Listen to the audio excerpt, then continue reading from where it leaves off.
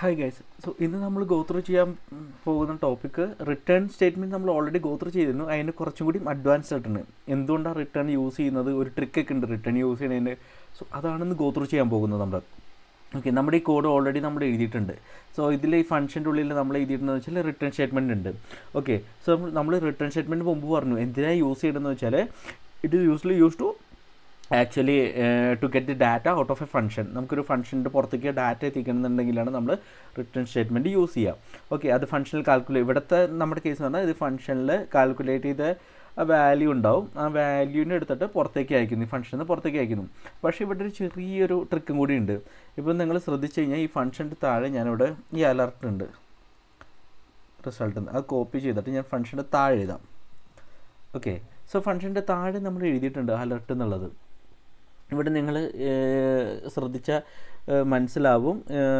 ഇവിടെ നമ്മൾ alert comment കോഡാണെങ്കിലും ഒരു ബ്ലറായിട്ടിരിക്കേണ്ടത് അലർട്ട് ശ്രദ്ധിച്ച് നോക്കിയാൽ മനസ്സിലാവും. കാരണം എന്താ വെച്ചാൽ ഇത് എക്സിക്യൂട്ട് ആവില്ല.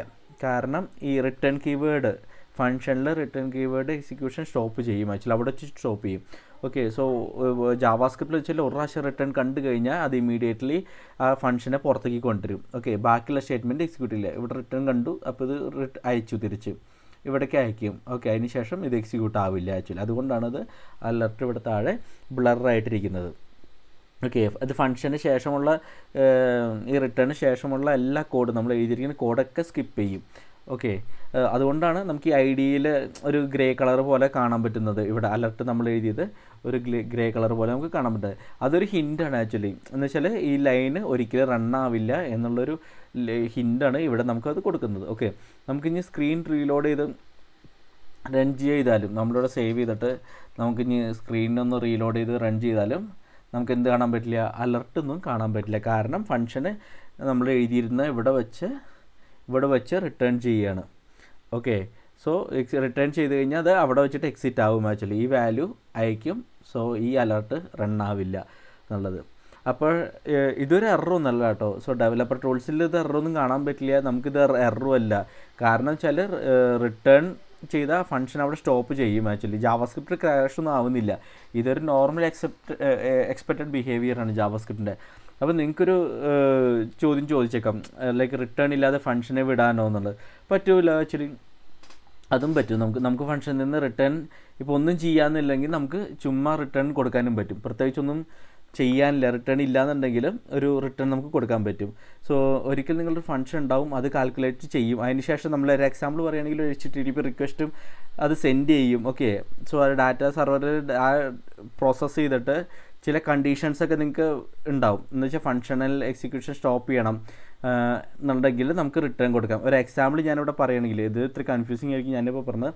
ഒരു എക്സാമ്പിളായിട്ട് ഞാനിവിടെ പറയുകയാണെങ്കിൽ, നമുക്ക് ഇപ്പോൾ യൂസർ ഡാറ്റ അയച്ചിട്ട് നമ്മളൊരു ഫംഗ്ഷൻ എഴുതി സെൻഡ് ഡാറ്റ എന്ന് പറഞ്ഞിട്ട്, എന്നിട്ട് നമ്മൾ എഴുതി യൂസർ ലോഗ്ഡ് ഇൻ ആണോ നോക്കി. ലോഗ്ഡ് ഇൻ അല്ല എന്നുണ്ടെങ്കിൽ റിട്ടേൺ ചെയ്യും ആക്ച്വലി. കാരണം എനിക്കിത് ലോഗിൻ ചെയ്ത യൂസർക്ക് മാത്രമേ റൺ ചെയ്യാൻ പറ്റുന്ന പെർട്ടിക്കുലർ സ്റ്റേറ്റ്മെൻറ്റ്സ് ഉണ്ട്, അല്ലെങ്കിൽ അത് പ്രോസസ്സ് ചെയ്യുന്ന പെർട്ടിക്കുലർ സ്റ്റേറ്റ്മെൻറ്റ്സ് ഉണ്ട്.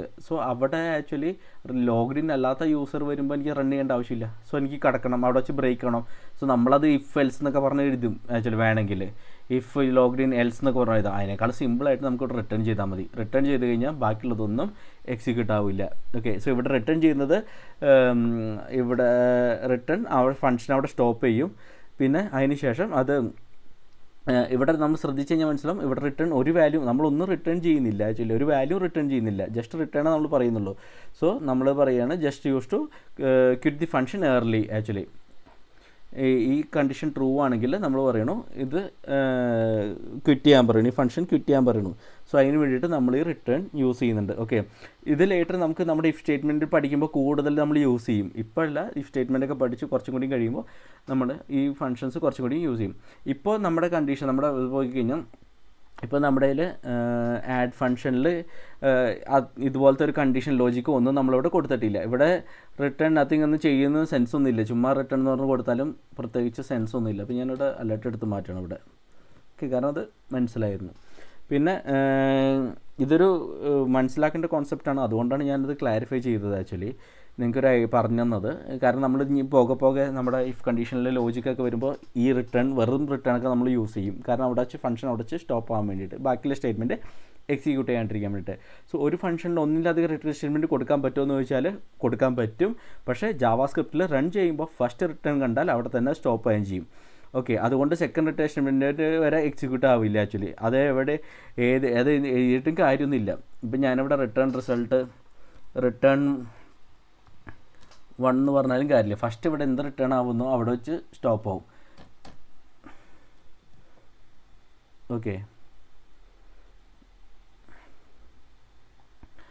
അതുകൊണ്ട് ഫംഗ്ഷനിൽ മൾട്ടിപ്പിൾ റിട്ടേൺ സ്റ്റേറ്റ്മെൻറ്റ് ഇടുന്നത് മീനിങ്ലെസ് ആണ്, അൺലെസ് ഒരു ഡിഫറെൻറ്റ് കണ്ടീഷൻസോ ഡിഫറെൻറ്റ് ലോജിക്കോ ഉള്ളിലുണ്ടെങ്കിൽ, ലൈക്ക് ഇഫ് എൽസ് പോലത്തെ ലോജിക്ക് ഉണ്ടെങ്കിൽ മാത്രമേ ഇടാൻ പറ്റുള്ളൂ. സോ ഇവിടെ ഞാനിവിടെ എൽസ് എഴുതി. എൽസ് നിങ്ങൾക്ക് ഇവിടെ റിട്ടേൺ കൊടുക്കാൻ വേണമെങ്കിൽ അത് ഓപ്ഷനാണ് റിട്ടേൺ. ഓക്കെ, അത് കഴിഞ്ഞിട്ട് വേണമെങ്കിൽ നമുക്ക് ഇവിടെ എഴുതിയാൽ മതി ഇത് റൺ ചെയ്യാം. അങ്ങനെ ലൈക്ക് ഒരു എക്സാമ്പിളായിട്ട് ഞാൻ പറഞ്ഞെന്നുള്ളൂ. ഇപ്പോൾ വേറെ ഇവിടെ ഇഫ് എൽസ് ഉണ്ട്, ഇവിടെ വേറെ കണ്ടീഷൻ ഉണ്ട് ഇഫ്. സോ അങ്ങനെയൊക്കെ നോക്കുമ്പോൾ നമുക്ക് ഇവിടേക്ക് പോകണ്ട, ഇത് എൽസ് ആണെങ്കിൽ ഇവിടേക്ക് പോകണ്ട എന്നുള്ളതെങ്കിൽ നമുക്ക് അങ്ങനെ കൊടുക്കാം. ഓക്കെ, സോ ഇത് ഞാൻ പറഞ്ഞു എന്താ മൾട്ടിപ്പിൾ റിട്ടേൺസ് കൊടുക്കുകയെന്ന് വെച്ചാൽ ആ ലോജിക്ക് സാറ്റിസ്ഫൈ ആകുമ്പോൾ വേണ്ടി മാത്രമാണ് നമ്മളത് കൊടുക്കുന്നത്, അല്ലാണ്ടൊന്നും കൊടുക്കുന്നില്ല. ഓക്കെ, സോ ഫസ്റ്റ് റിട്ടേൺ കിട്ടിയാൽ ഫംഗ്ഷനിൽ അത് എക്സിറ്റ് ചെയ്യുന്നത് ഞാൻ ഓൾറെഡി പറഞ്ഞു. ഓക്കെ, ഞാൻ പറഞ്ഞു ജാവാസ്ക്രിപ്റ്റിൽ ഒന്നിലധികം റിട്ടേൺ ചെയ്യാം.